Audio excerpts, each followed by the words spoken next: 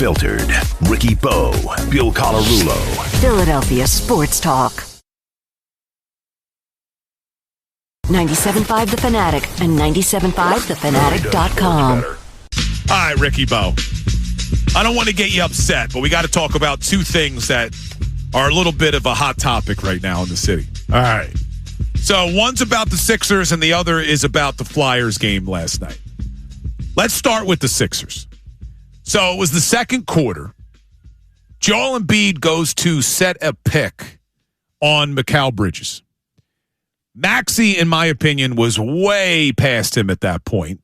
It looks like Bridges is about to go around Embiid, and then he turns to specifically run through Embiid, and he throws an elbow into Embiid's stomach. Now, the reason that's relevant is he just had the appendectomy about a month ago. Here's what it sounded like on the national broadcast, and then we'll hear what Joel said about it. The Knicks right now, 64% from the field, 46% from the three-point line this half. It's an 8-0 New York run. Oubre, drive, Embiid feeling some effects of a hit on the outside. Remember, keeled over after what looked like a shot to his midsection area, and that's exactly what he's pointing at to Tyrese Maxey. Got to imagine that's where they operate, in that general vicinity. And Embiid just trying to figure it all out. See it right there. Oh, yeah, he takes a shot from Bridges. Yeah, right there. He takes a shot from Bridges. I'm not going to say it was a dirty play. I'm not going to say it was dirty. To me, it was unnecessary. He does intentionally throw an elbow right into Embiid's stomach. Was it on his mind about the appendectomy? I don't know. I can't get into Mikal Bridges' mind. But to me, it was unnecessary. I'm not saying that he shouldn't have done it. It's playoff basketball. But the Sixers better use that video, show each other multiple times, and say, we're bringing that same level of physicality in game 2. And if you got to be a little bit aggressive, a little bit dirty, I'm all for it as long as you don't get thrown out of the game. I agree with you, the part that the Sixers have to be a little bit more aggressive and be not dirty, but play hard. I don't look at that as a bad play. I don't care how many times you show it to me. You're going to tell me you haven't seen guys fight through picks before? You're going to tell me guys don't go in like that? You're going to tell me Sixers don't do that to other teams? I'm not playing devil's advocate. I'm just throwing it out there that I don't believe that it was a bad play. You could say what you want. You're not going to change my mind on this one. He had just been picked by Edgecombe, so he's probably pissed off. So I agree with that part. Did he go into him hard? Yeah, you're supposed to, aren't you? By the way, what are you supposed to do? Are you supposed to fight through a pick, Bill, or no? Yes or no? Yeah, and I look, Bridges. See, you're playing the baby game on this one. Bridges, Philly kid. Look, I want the Sixers to do what Bridges did. So I'm not here complaining about it. I'm not being a baby about it. It sounds like you're. What I'm saying is, what Bridges did is what the Sixers need to do to the Knicks. Punch him back in the mouth. Not literally, but punch him back in the mouth. If they're going to try to set a screen, yeah, I want to see Maxey or Edgecombe run through whoever's setting the screen. If Karl Anthony Towns is trying to run a screen, run through them. Do to them what they did to Embiid in game 1. I'm all good about being physical. That is not, number one, it is not the Knicks' fault that Embiid's playing and he still has pain. That's not the Knicks' fault. Whose fault is it, Bill? Well, it's nobody's fault, but Embiid's playing through an injury. You're right. He's playing through an injury. That's too bad. If you're out on the court, you are fair game in my eyes. Well, I'm curious what our listeners think. See, you don't want to play that game. I don't know what you're arguing with. Like, I'm not saying he shouldn't have done it. I didn't think it was a bad play. I'm not saying he shouldn't have done it. Do you think it was a dirty play? Yes or no? No. Okay, good. All right. However, there is no however when you say yes or no. Dirty? No. Necessary? No. But is it playoff basketball? And was it intentional? Absolutely it was. And I think that the Sixers should do the same thing. So I'm not crying about it. See, but it depends on what you're calling intentional. When you say intentional, it makes it sound dirty. Not necessarily. It does. It does. It makes it sound dirty in my eyes. No, it was an intentional. Did he intentionally go out his way to run through Joel? Yes. Did he throw the elbow in the stomach intentionally? Yes. It wasn't like, his arm accidentally hit Joel Embiid in the stomach. No, you could see it on the replay. He throws his elbow into Joel's gut. Now, I'm not complaining about it. I'm saying bring that same level of intensity. And I want to hear from our listeners on this. Send your voice memos. We hear you coming up at 5:25. Like, what were your thoughts about the Mikal Bridges play where he throws the elbow into Joel's stomach? 610-632-0975. Send your voice memos. Now, Joel was asked about it after the game, and this was Embiid's response. I got hit on it. I don't know if it was, obviously based on what's been going on. I guess I got to protect him more, so I don't know if it was dirty or not. So, yeah, I guess I got to do a better job of protecting my, especially that part. Do you remember the play that happened? Was it a screen at some point? Or? Yeah, it was off the screen. I don't think that was necessary because screen, Tyrese was already gone, and it was kind of like, after the play. I just felt like it wasn't necessary, but we move on. It's whatever. It's playoff basketball. So, if that's the reality of it, I guess we got to go out and be physical too and do it too. Could not agree with Joel more. You watch the replay. It was not necessary. There was no elbow. It was not necessary. It was a shoulder. In the stomach, it was kind of a shoulder, and then he pushes away to get away. But Maxey was way past him. Running through Joel is not going to help him get to Maxey or defend the basket at all. It was unnecessary. Joel's right. But Joel's also correct in saying it's playoff basketball, and we got to do it too. And that's why I think this is a talking point. Not because I'm complaining about what Bridges did, is I think Nick Nurse and the 76ers need to look at it and say, we need to match their physicality. We need to match their intensity. I'll buy into this where the intensity level has to step up, but it wasn't there in last night's game. It just wasn't there. You could say what you want. You could look at that game and say, well, they were there. They were playing hard. No, I didn't see that either. So the intensity level, number one, has to go up. Now the physicality level has to go up with it. I agree with all of that. All of that no, this isn't about that. That was not a dirty play.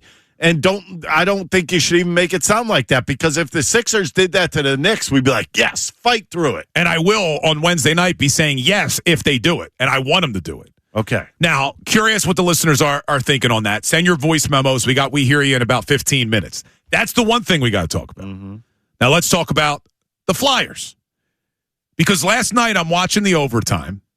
I did not even think twice about the Hurricanes' goal potentially being disallowed. It wasn't until I woke up today, I saw some people talking about it on social media. I come into the office, Casey Boy from WMMR, President Steve, he makes a comment to me, hey, should that goal have been disallowed? Brendan Petrilli from our promotions, hey, should that goal have been disallowed? So I sat down and I've watched this replay now a few times of the overtime goal. 100% should have been disallowed. This is not me being a Flyers fan. This is me looking at the letter of the law, Ricky Batalico. Mm-hmm. The letter of the law. And this is what it reads. The NHL rule dictates that a goal will be disallowed if an attacking player, by positioning or contact, impairs the goalkeeper's ability to move freely within the crease or defend their goal. Also, in the overtime of a Stanley Cup playoff game, it is an automatic review. The goals are all reviewed by the NHL Situation Room. If you watch the replay, and people are now tweeting it at me underneath our video in slow motion, you clearly see the Hurricanes player take his stick, slash down onto Vladar's glove, preventing him from being able to move his arm to stop the puck. I'm not even saying it should be a penalty. But there is interference. The goal should have been disallowed. And I'm like shocked now that I wasn't more irate about it last night because I didn't even see it in live time. And the refs, I don't expect them to see it in live time. But I do expect the Situation Room in Toronto for the National Hockey League to review this and see it and say, hey, we got a bad goal here. It's on the league. I mean, when you look at it, you see that stick come down on the hand. Obviously, the puck squirms loose. But in my eyes, see, I have a view just like you. Number one, it should have been a penalty. Number two, the whistle should have been blown. I think that's what hurt everything in that situation. If there was a whistle blown, then it doesn't matter what he does. Probably would have gotten a penalty, though, if the whistle was blown, because it would be after the play. But, I mean, the one thing that's got to be sought after here is, you know what? That means you talked about the Embiid thing going on. I'm crashing in that all day, and I'm throwing my sticks if I'm the Flyers next game. Yeah, look, I don't disagree with anything you're saying, but even though the whistle wasn't blown, and even though they should have reviewed it, it's still automatically reviewed. Every goal is, and they should have seen it. And now Rick Tocchet today, right before we came on the air, he met with the media. One of the first questions he was asked, did you think that was goaltender interference in overtime? And Tocchet, just like me, says the more I watch it, the more it looks like interference. Listen to Tocchet. The NHL does it when it's overtime like that. They handle all that stuff. So if they deemed it was interference, they would have called it. It doesn't really come from it goes to the league, the NHL when it comes to that. So I'll be honest, when I saw it today a couple of times even more, I don't know if it's interference, but it was a lot closer to interference than I thought, to be honest with you. Yeah, I think that's basically saying it was interference and they didn't call it. Yeah, he's not going to come out and complain about it. Tocchet's taking the high road. It's interference. It is 100% interference. And again, not even saying a penalty needed to be called, but you overturn the goal when there's any interference that prevents the goalie from being able to move and make the save. That is right from the rule book, the letter of the law. So Silvana said the Davis Honda text line's blowing up on both these conversations, the Mikal Bridges hit on Joel and whether or not the goal should have been disallowed. Let's get a Flyers text in here. What are people saying about the overtime goal? All right, so we do have a texter. It says, yes, it was interference. I was upset they scored and couldn't replay it because I was watching on my DVR TV, but when they showed it, I replayed it, and the DVR proved it. I was waiting for an explanation of the goal. Yeah, it's frustrating that we didn't get an explanation. And I've gone over to replay a bunch of times. Number one, I do think there should have been a penalty, or at least the goal should have been not allowed. Number two, if you watch Brindamore right after, you see him start walking like he's going to the exit and then kind of look like on the ice, like, are they doing anything about this? All right, I'm good. He keeps walking. But he definitely took a peek over his shoulder to see if that thing was going to be counted or not. Yeah, I mean, I'm watching it again in slow motion. Did you see it at the end? Yeah, with Brindamore? Yeah, and Brindamore knows too. Hey, I got to keep my head here because there's a chance we got to come back out. That's play. Exactly what it looked like. Like he was thinking to himself, this might come back. Damn NHL. Stealing a game from us now. Now, who knows? It doesn't mean they would have won the game, but they were outplaying the Hurricanes that whole period in overtime. And to lose on a goal now where when you go back and you watch it, it should have been disallowed. And again, remember, I can't make this clearer for people. It doesn't matter if the ref didn't see it in real time. It doesn't matter that Rick Tocchet didn't challenge. He couldn't ask for a review anyway. Absolutely hate that team. In overtime of the Stanley Cup playoffs, every goal in overtime that's a game winner, sudden death, is automatically reviewed by the Situation Room in Toronto. All right, so for football fans out there, it's like the final 2 minutes of each half where there's no challenges from the sidelines. It all comes from upstairs. That's what happens in overtime of the Stanley Cup playoffs. This goal was reviewed. It would have been slowed down. The NHL Situation Room would have seen exactly what we're seeing today. Because I see people commenting at me like, oh, well, it's too hard to see in real time. Doesn't matter. Oh, well, Tocchet didn't challenge. Doesn't matter. Should have been reviewed. Should have been overturned. And who knows? They could have still been playing. It could have been. They could have been playing till now. Who knows? It's the 26th anniversary of when they went 5 periods against the Penguins. It's unbelievable. I mean, it's one of those things where, you know what, one thing doesn't go your way and boom, it's over. It kind of happened in the Pittsburgh series with the Flyers in Game 6. Flyers weren't playing great in the overtime period. There were plenty of chances for the Penguins, and all of a sudden, boom, boom, boom, Flyers win the game. I mean, it happens. I don't like the way it ended. But you know what? You have to be able to bounce back from this, and Tocchet's got to have these guys ready here tomorrow night. No, Thursday. No, Thursday night. Why do I keep saying tomorrow? I don't know what day it is. Well, because they get the 2 days rest. The Sixers get the 1 day rest. Yes. So Sixers Sixers tomorrow night. We now have, you don't have to worry anymore about the doubleheaders because I hated the 2 screen nights. Couldn't stand it. It was extremely difficult because I like to lock in on one game. Now you're good. You get Sixers tomorrow. Then the Flyers on Thursday, then the Sixers on Friday, then the Flyers on Saturday, then the Sixers on Sunday. It's beautiful now. We got it every other night. All right, so here's what we got coming up. We got We Hear You Part 2 coming up. Silvana said there's a lot of voice memos with people's opinions about the Sixers and the Flyers. So we got that coming up. But on Friday this week, if you haven't checked out our midday show yet, I don't know what you're waiting for. Middays with Marks, and they're going to be live this Friday broadcasting from the PGA Championship merch store at Aronimink Golf Club in Newtown Square. And here's the best part. They will be giving out a $100 gift card every hour at the merch store from 10 a.m. to 2 p.m. So you can go out, listen to the show, win $100, and then use it. The PGA Championship's not until next week, but the merch store is open. It's 50,000 square feet, Ricky. PGA shops merchandise. Is that large? No ticket required. It's going to be open Friday through Sunday, 9A to 6P. I believe parking is also free. So pick up your official PGA Championship merchandise early, beat the crowds, and get your photo taken with the Wanamaker Trophy. Yes, and admission and parking are free. Are you going? You know what? Maybe I will shoot over there before the show. I got to look to see if it's out of the way for me coming from Jersey. Oh, yeah, it's out of the way. Right? To head all the way over to Newtown. It's not on your route. How's that? Yeah, Newtown Square. Newtown Square. Maybe you could pick me up something. Get me a nice PGA Championship hat. Yeah, if I feel like going over there, I will. Yeah, so Ricky Bo's going to be at the PGA Championship all 4 days, right? Now I'm going too. I have to go down to Dover on Sunday. Look at you. You're a busy man. Busy man, our Ricky Batalico. Yeah. Phillies pre and post, unfiltered. What don't you do? I do a little bit of everything. You gonna be in the barn on Thursday night for the Flyers game? I think I have to. I think they need me. Probably. Yeah, I think they need me. I know. I wish we could be down there broadcasting our show. Why can't we? Still trying to make that happen. Why can't we? Still trying to make that happen. I think we go down there and do it.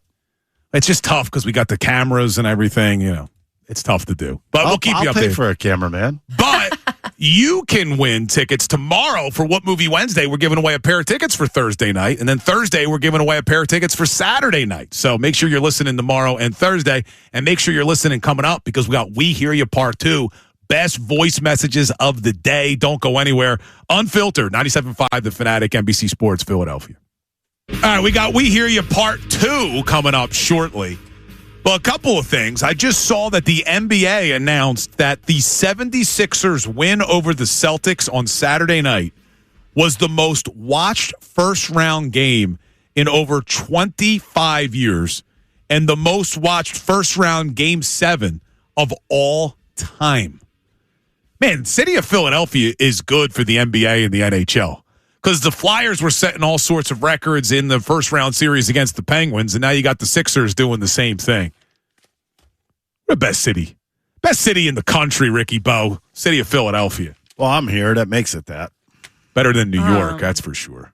What was that? Better than New York. This person hasn't talked for 2 hours, and now she wants to say something. She's taking shots at you, dude. Whatever. What else? All right, a couple other things before we get to We Hear You. Coming up right after our show on the radio side, you get a special playoff show from Connor Thomas and Ray Dunn.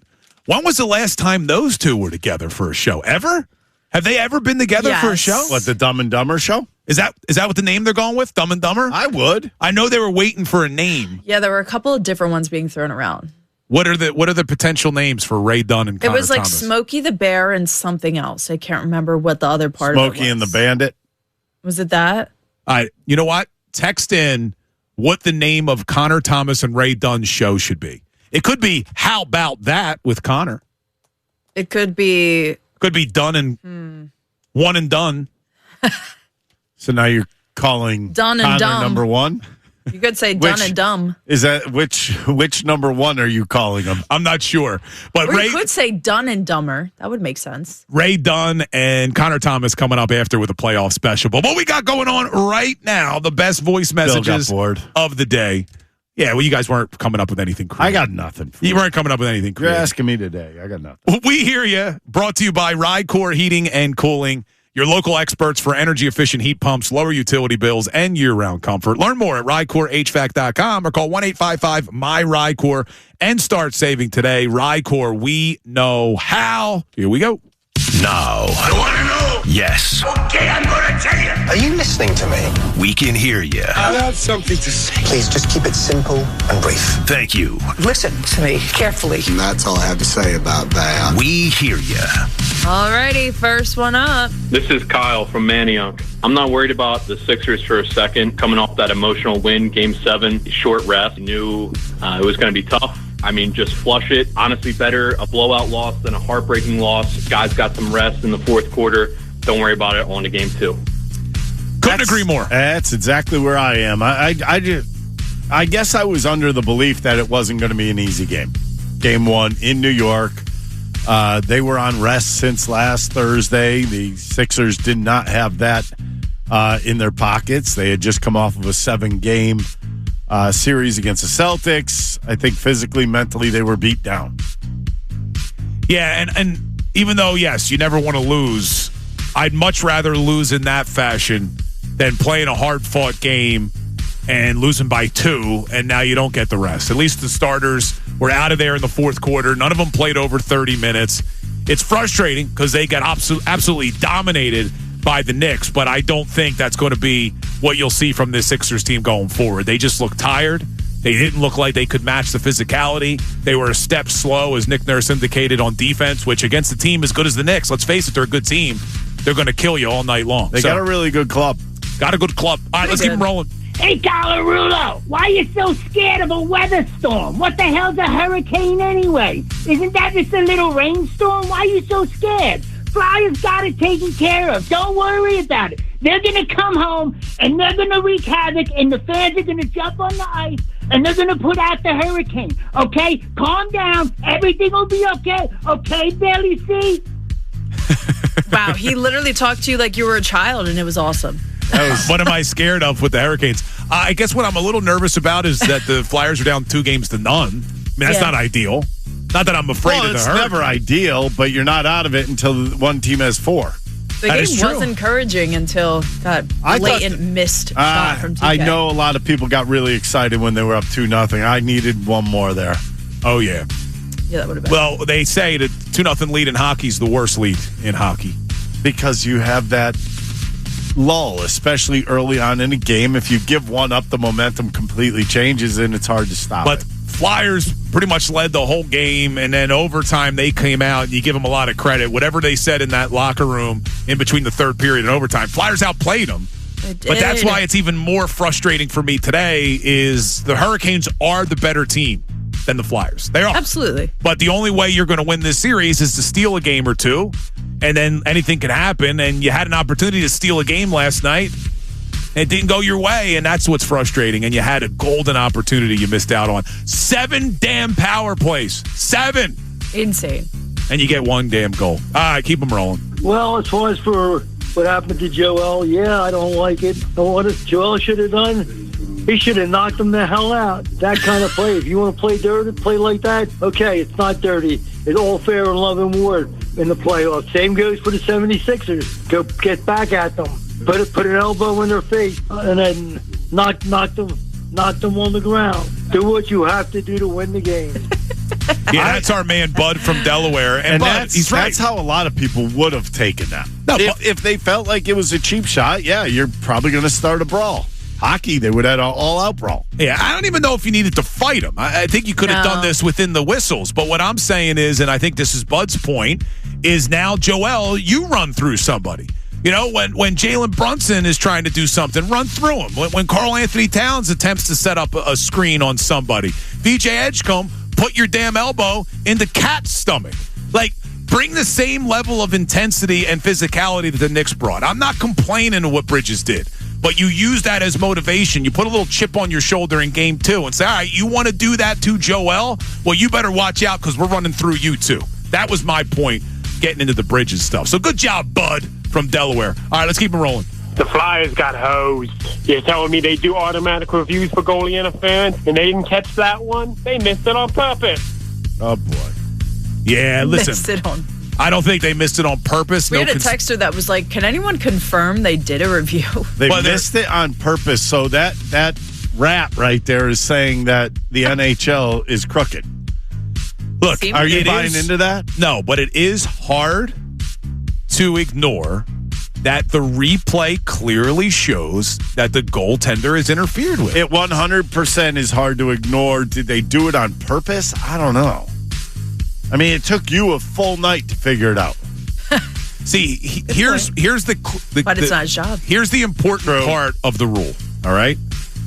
The rule says if it impairs the goalkeeper's ability to move freely within the crease or defend their goal. Because I see a lot of people saying, oh, well, his arm was outside the blue paint. The way I am reading the rule, it doesn't matter that his arm is outside the blue paint. If it impedes Vladar's ability to move, to stop the puck, it is therefore interference and the goal is disallowed. I'm not saying it's a penalty. It doesn't even have to be a penalty. You could have interference on the goal. It happens a lot in the NHL where they say the goal isn't allowed because of goaltender interference, but it's not a goaltender interference penalty. Those are two different things. I see what you're saying. It definitely, there should have been something called. And if it was sent back to Toronto for review, they should not have missed it. Or maybe they just didn't believe it caused any damage, which would be a bunch of you-know-what. Yeah, I mean, it's a bad call. It's a bad call one way or the other. I mean, here's two things that could have happened. Number one, you could have called a penalty. Number two, you could have, well, three things. Negate the goal. Number three, blow the whistle. How did they see the puck if it was under his glove? See, that's where I disagree with you, though. It's a bang-bang play. So how long did he have possession of the puck? Not long. All it has to be is invisible to people. Yeah, but it's so quick when that puck comes loose. I would have been angry if they would have blew the whistle if I'm a Hurricanes fan. Because the puck hasn't had, he didn't have control of it. Right. So what do you do now if you're the Flyers? You go full bore at their goaltender all the time. Well, absolutely. They can't call a penalty on you. Well, I mean, we didn't even really talk about this. We've been talking about that play and whether or not it was a penalty. How about when the guy goes right into Vladar and Vladar picks up the penalty as well because he slashes him? But I mean, that's what the Flyers got to do to the Hurricanes goalie. Start taking some people out. Take names. Go at him. Wait, who was it too? I'm trying to remember. It was who went into the net against. It was Stankoven. Stankoven, yeah, who went in, and then Vladar takes the slashing penalty. But yeah, you got to crash the net. Man, I'm still frustrated now. All right, we got one more. One more. Let's get it in. Phil, how about you pick a side, huh? How about you pick a side? Because 1 second you're saying it's not intentional and that, it's a normal play and that the Sixers should do it right back to him. And then the next second you're saying, oh, yeah, it's intentional. He put his elbow into his stomach, bruh. Have you ever played back? Like, he's just trying to get through a pick. Embiid's what, 7'1", 7 foot or 6? I don't even know. He's a big guy. What do you want Bridges to do? He's trying to fight through a pick to go play defense. Maybe the Sixers should do some of that. Those are my thoughts. Have a great day. Pick a side. Couple things here where you're wrong. Never said that it wasn't intentional. That's been what I've been consistent on. I said it wasn't dirty, but it was intentional. He didn't have to do what he did. It's not a dirty play. In basketball, sure, you have every right to fight through a screen, but you go back and you watch the replay. This wasn't a situation where he was fighting through the screen to try to defend Maxey. He was so far behind Maxey. Maxey was way past him at that point. In fact, the quicker path would have been to try to cut inside of Embiid to get to the basket to defend Maxey, if that's truly what he was trying to do. He took it as an opportunity, and I give Bridges credit for this. It's playoff basketball. He took it as an opportunity to get physical and run right through Joel Embiid. Not a dirty play. It's within the rules. But it was an intentional thing, and it was clearly because he just wanted to get physical with Joel. I don't see what's wrong with that. I don't. You know what? It's playoff basketball. It's going at it 100%. It's wanting the game more. If that's the way you want to look at it, then fine. The Sixers have to come out and do the same. There's no different. We talked about the Flyers having to come out and do one thing. Well, you look at the Sixers, come out and be physical. Be physical against the Knicks. Yeah, I agree with you. All right, here's what we got coming up. Good stuff as always. We hear you twice a show, 3:45 and 5:25. Best voice messages of the day, so make sure you're sending them every single weekday from 2 to 6 to the Davis Honda text line. Coming up next, we'll get our final Twitter poll results. We'll see where the masses are weighing in on who's more likely to come back and win the series, the Sixers or the Flyers. But for once, you could actually sit back and watch your Phillies play tonight without worrying about the playoffs. No Sixers, no Flyers, but we do have a Phillies game. So we'll get to the Phillies lineup next and we'll give you our home run predictions, unfiltered home run predictions coming up right after this. Unfiltered, 97.5 The Fanatic, NBC Sports, Philadelphia. All right, coming down the home stretch on Unfiltered. Remember, though, keep it here. On the TV side, you'll have Bird's Huddle, but on the radio side, you got Connor Thomas and Ray Dunn for a playoff special. How about that? How about that, Ray Dunn? How about that? Ray did a little special with Lindsey Moppert today. Ray's a star, man. Ray is a superstar.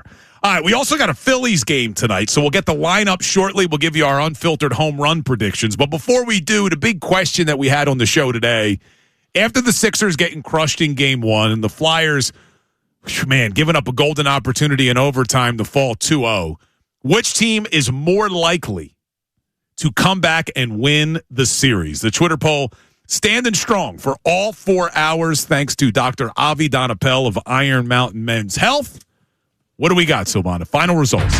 Which team is more likely to come back and win the series, the Sixers or the Flyers? Flyers having the most votes they've had all day, 73% for the Sixers, 27% for the Flyers. I think that goes more to let's be honest, the Sixers have 6 games come back, the Flyers have 5.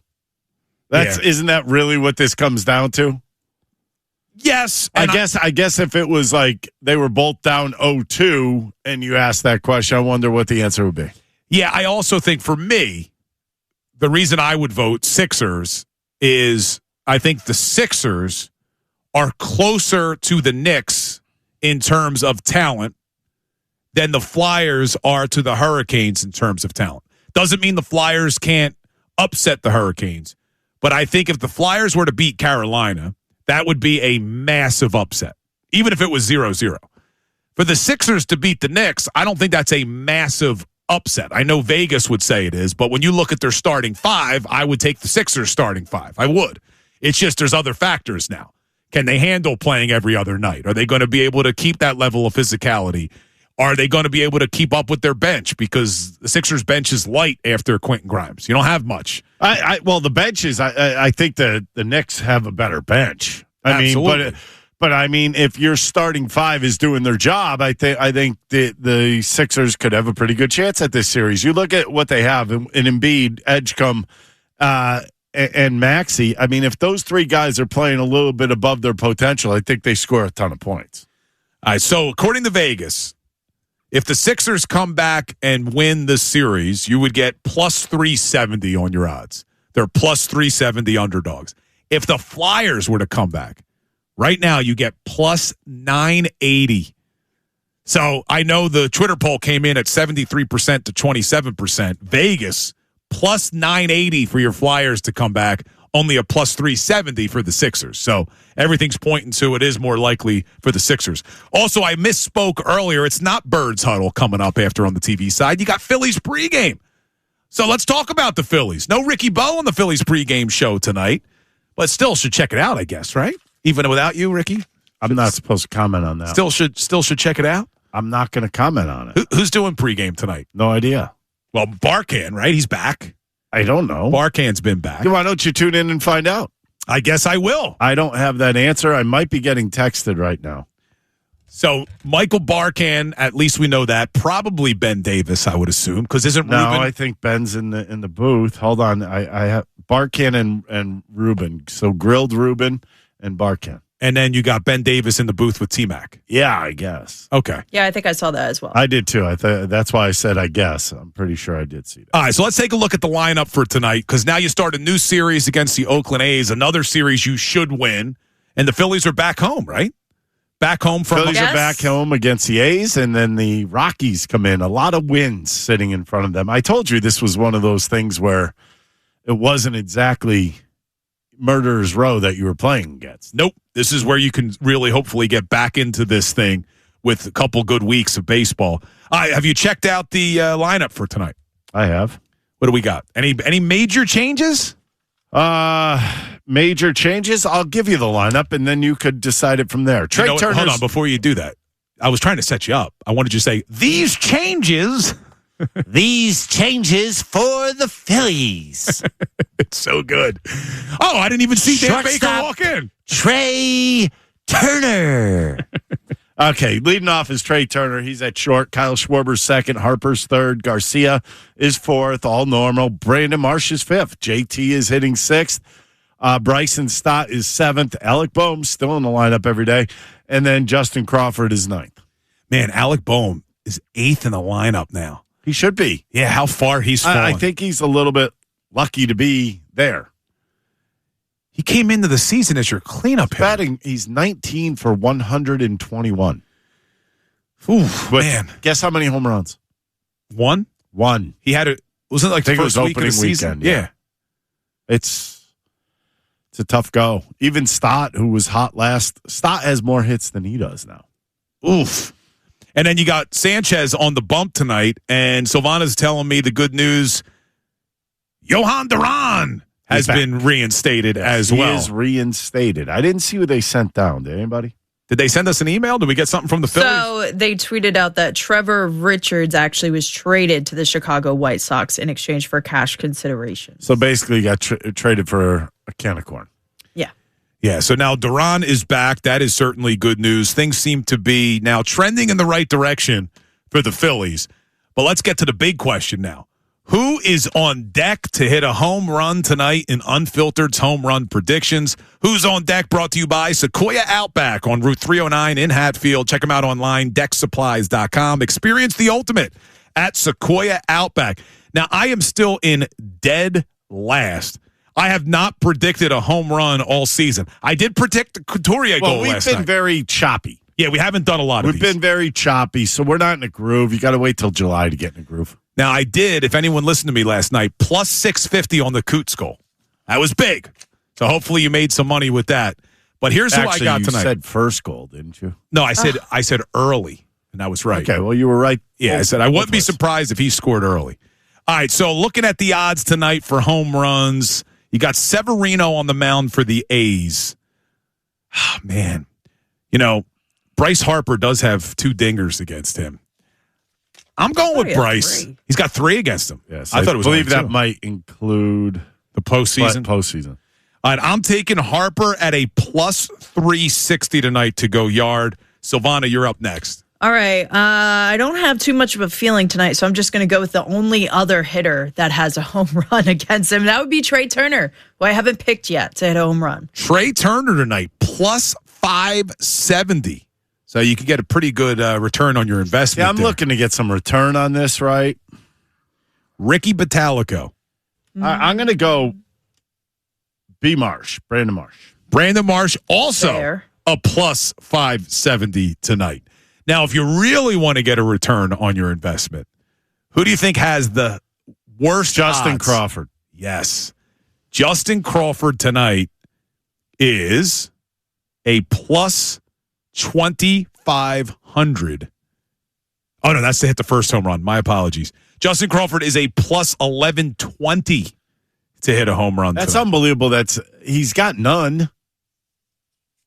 He came close. Remember he hit that one off the top of the wall? But he's still got none. You know what I mean? Yeah. He's going to have to hit one eventually. You know who's hitting one tonight, but I thought the odds probably way too low is Schwarber. Schwarber, plus 205 tonight. Yeah.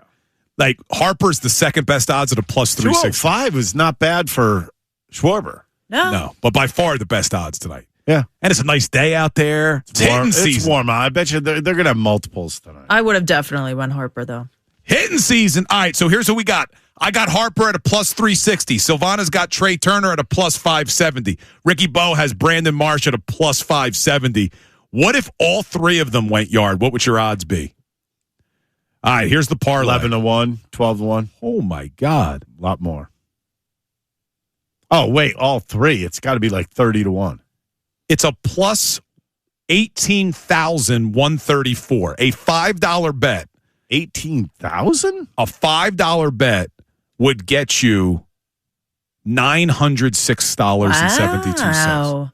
So if you really believe the unfiltered home run predictions, you can get a plus 18,000 tonight. That's an insane return. I'm actually thinking 8 plus 18,000. I might put like $50 on it. No, that's too much. I'm putting $5 to win 907. I would put down 5. Yeah, $5 to win 907.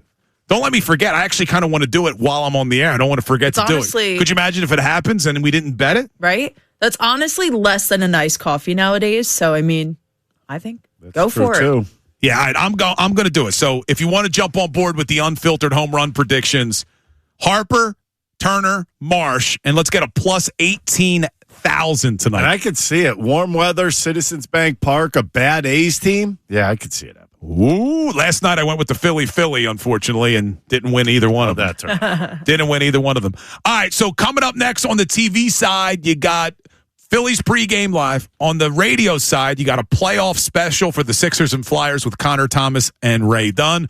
Remember, tomorrow on the show, it is What Movie Wednesday. Not only are we going to have four packs of tickets to the Universal Studios exhibit at the Franklin Institute, we're going to have a grand prize, Flyers tickets for Thursday night's Game 3. It's going to be an awesome opportunity. That building is going to be rocking. So make sure you're tuned in tomorrow. But a big thank you, Mike Gaddy, producing on the TV side, Savannah Kelleher, Patricia Caputo behind us, or behind the scenes, I should say.